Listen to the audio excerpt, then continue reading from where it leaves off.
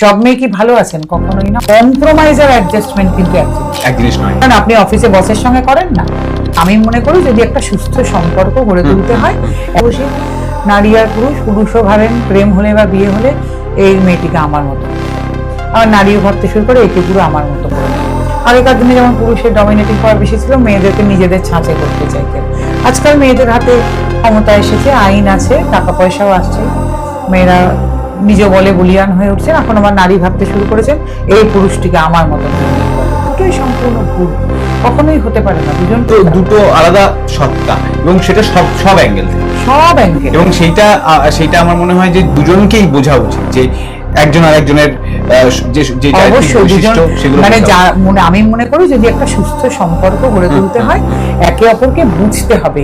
তার মানে কিন্তু তুমি আমার মতো হয়ে যাবে, আমি তোমার মতো হয়ে যাবো, এটা না। পরিবর্তন করার দরকার নেই, দুজনে দুরকম থাকলে তবেই সেই মিলটা ভালো হবে। কিন্তু বোঝাটা কিন্তু অন্য ব্যাপার, তার মানে কিন্তু ওটা না। একে অপরকে বোঝা মানে কোঅপারেট করার জায়গাটাও তৈরি হয় একদম। আর এটা মাথায় রাখতে হবে যে কম্প্রোমাইজ আর অ্যাডজাস্টমেন্ট কিন্তু এক জিনিস নয়। কম্প্রোমাইজ করা কিন্তু অন্য। বেশিরভাগ পুরুষ মানুষ আজকাল কম্প্রোমাইজে নেমে পড়েছে, এটা আগে মেয়েরা করে এসেছে।